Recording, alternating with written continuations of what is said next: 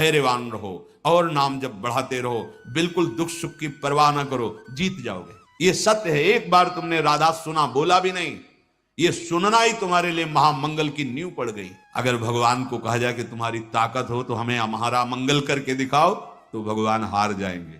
भगवान मंगल भवन है, वो अमंगल कर ही नहीं सकते। हां, भगवद विमुख होने पर अमंगल हो जाएगा, तुम्हारे इष्ट संबंध पर प्रहार हो जाएगा, तुम्हारा भजन क्षीण होने लगेगा, तुम्हारी श्रद्धा और विश्वास क्षीण होने लगेगा। यही तुम्हारा सर्वनाश और पतन है। अगर गृहस्थ में हो तो भगवत भाव से उनका सेवन करो, और विरक्त में हो तो दूरी बना के रखो। भगवत भाव होते हुए भी दूरी बना के रखो। गुरु मंत्र गुरु उपदेश तुम्हारी संपत्ति है। भगवत आश्रय लिया है, जहां दिखाई दे खटपट वहां से निकल पड़े झटपट। राधा राधा राधा, भगवत आश्रय। बैंक बैलेंस का आश्रय नहीं, बिल्डिंग का आश्रय नहीं, भोजन का आश्रय नहीं, एकमात्र गुरुदेव के मंत्र उपदेश का आश्रय। रुपए पैसे से प्रचार जो किया जाता है वो हवा में उड़ जाता है। जो जीवनी शक्ति को झोंक दिया जाता है गुरु आज्ञा पर, तो त्रिभुवन में प्रकाशित हो जाता है। बिस्तरे सब जग विमल कीरति, साधु संगति ना टरे, बास वृंदा विपिन पावे श्री राधिका। इसमें कोई डोनेशन काम नहीं कर। भगवान तुम्हारा हर समय मंगल विधान रचे हुए हैं। उनके हर विधान में बड़ा प्रेम उनका छुपा हुआ है, अहेतुकी कृपा छुपी हुई है। उनकी दया सब पर है, सब पर मोरी बराबर दाया, भगवान कहते हैं। तो अनुभव में क्यों नहीं आती? तो दया का उल्टा करो, याद। तुम अभी संसार के भोगों की याद में हो, प्रभु से विमुख हो, और वो कृपालु तुम पर कृपा कर रहा है, तुम्हें अनुभव में नहीं आ रहा। अब तुम स्मृति में आओ, भगवान की याद करो, उनके नाम की, उनकी रूप की, उनकी लीला की, उनकी धाम की स्मृति जागृत करो। तुम्हें दिखाई देगा कि भगवान की प्रतिपग हमारे ऊपर एक एक कदम पे कितनी संभाल, कितनी दया, कितना दुलार है। वो सर्वशक्तिमान, वो सर्वज्ञ, वो नित्य निर्भ्रांत है। उनको कोई संशय थोड़ी है कि अरे बड़ी भूल हो गई, हमको ये करना चाहिए था आपके लिए, पर भूल से हमने ये विधान कर दिया। वो निर्भ्रांत हैं। उनका जो कुछ भी विधान तुम्हारे लिए है बड़ी मंगलमयी, भगवान की रचना से आया है विधान तुम्हारा मंगल करने। तुम्हारी इच्छा के विपरीत हो सकता है, क्योंकि तुम ना तो सर्वज्ञ हो और ना दूर दृष्टि वाले हो। तुम माया दृष्टि से, शरीर भाव से ऐसी इच्छा करते हो कि ये हो जाए तो हमारा मंगल हो जाएगा, पर भगवान सर्वज्ञ हैं, दूर दृष्टि, परिणाम दृष्टि को जानते हैं। आप भगवान को अपना माना है और आप उनसे मांग की है, वो देख रहे हैं कि ये मांग इसको हमसे विमुख कर देगी, वो नहीं देंगे, वो विपरीत परिस्थिति पैदा कर देंगे। जब आपका कपड़ा गंदा हो जाता है तो आप उसे साफ करते हैं ना, ऐसा तो नहीं कि पानी में डाला निकाल दिया हो गया, नहीं, उसको रगड़ते हैं जहां दाग लगता है, उसमें पदार्थ डालते हैं जिससे दाग छूटे। तो अंतःकरण जब ताप से युक्त होता है तो पाप नष्ट होते हैं।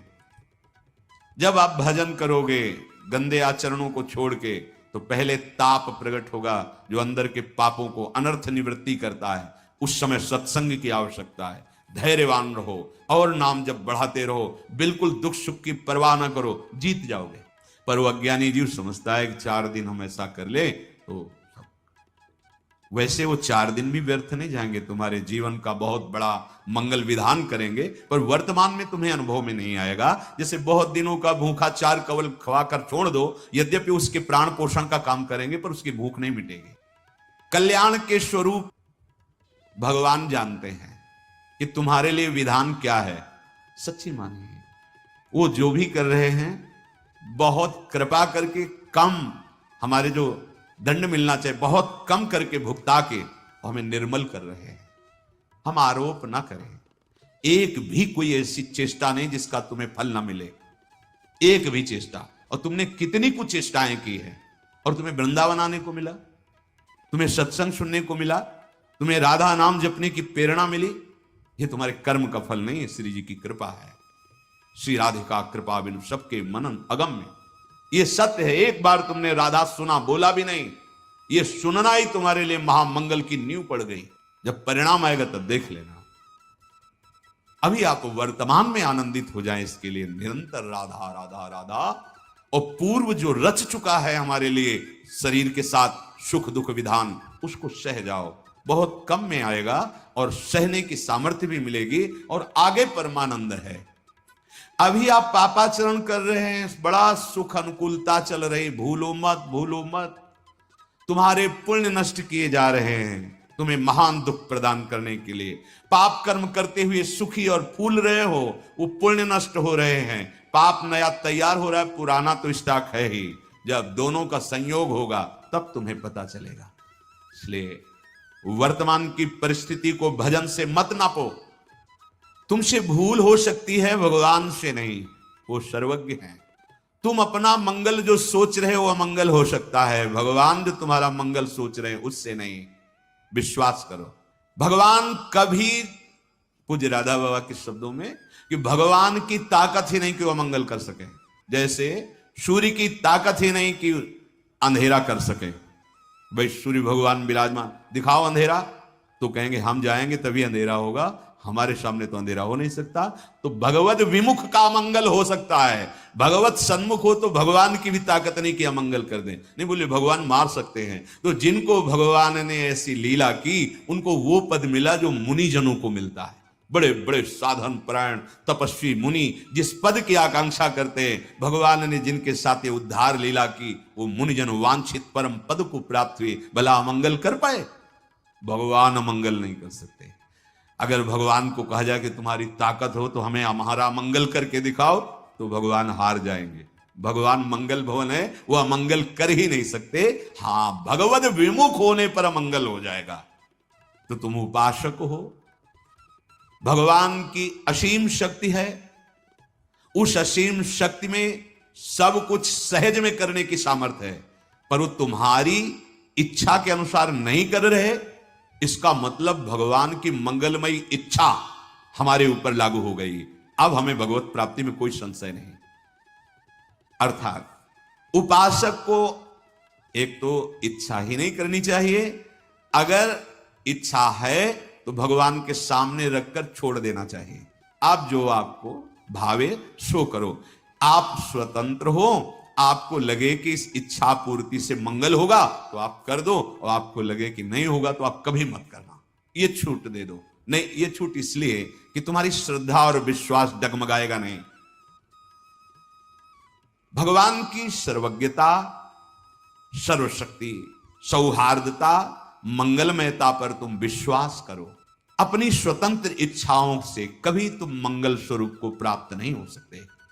प्रभु की अहेतुकी कृपा, प्रीति, सौहार्द, सर्वज्ञता आदि पर विश्वास करके तुम जब अपनी इच्छा को प्रभु के चरणों में समर्पित कर देते हो और वो इच्छा जब पूर्ति नहीं होती और आप विचलित होते हो, तो भगवान कृपा करके सत्संग दिलवा देते हैं। पक्का मानना, सत्संग मिला, भगवान ने हमको चयन कर लिया अपने पास बुलाने के लिए।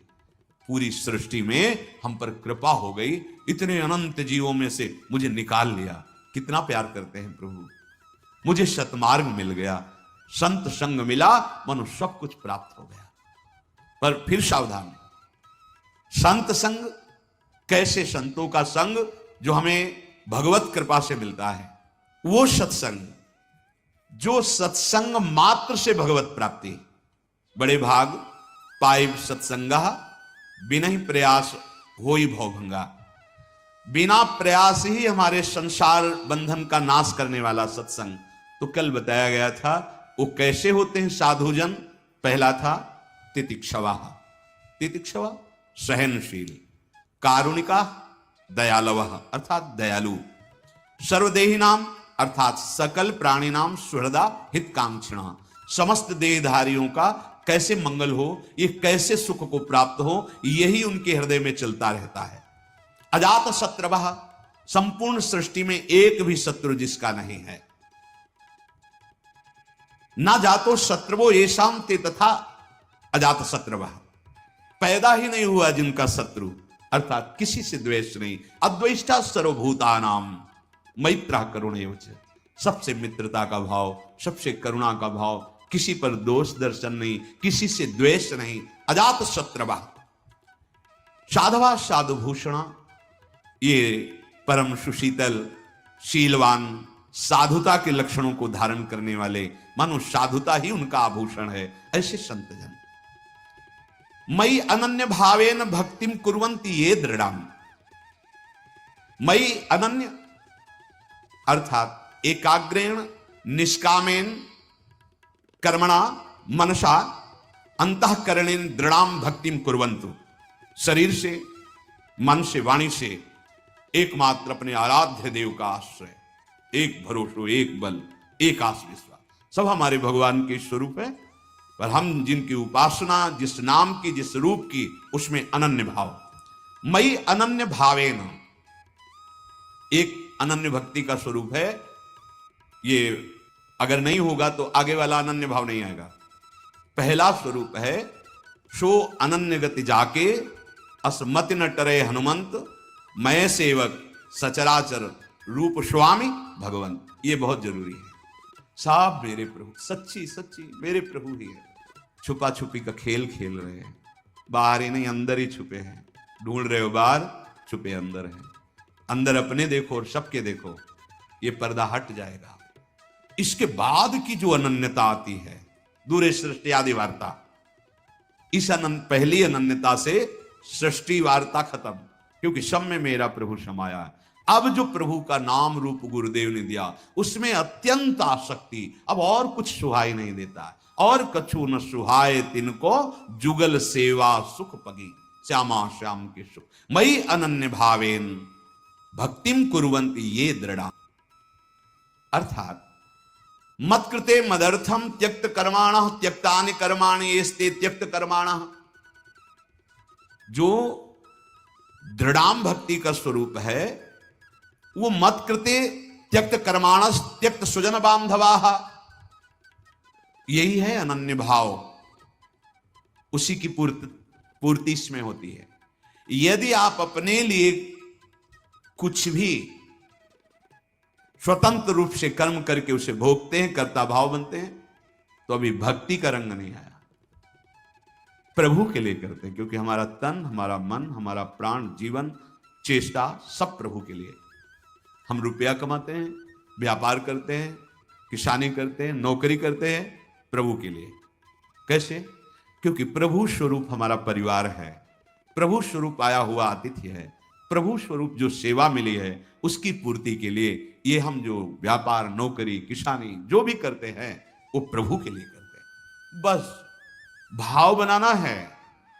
बड़े बड़े महापुरुष हुए हैं, कोई ईंट गारे का काम करते हैं, कोई मटकी थापने का काम करते हैं, कितनी कितनी सेवाएं अलग अलग देखी गई, और स्थिति सबकी बहुत उच्च कोटि की।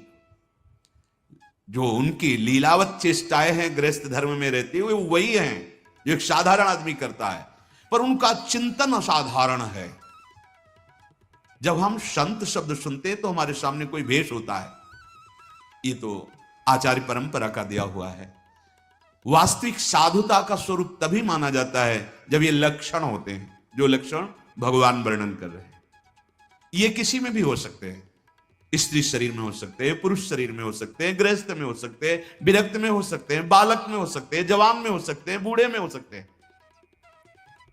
श्री सुखदेव जी महाराज पधारते हैं तो 10-10 हजार वर्ष जो ध्यानस्थ रहने वाले ऋषि खड़े हो जाते हैं। 16 वर्ष की अवस्था स्थिति। मई अनन्य भावेन भक्तिम कुर्वन्ति ये दृढ़ाम, जो अनन्य भाव से मेरी भक्ति करते हैं। अनन्य भाव में बाधक क्या है?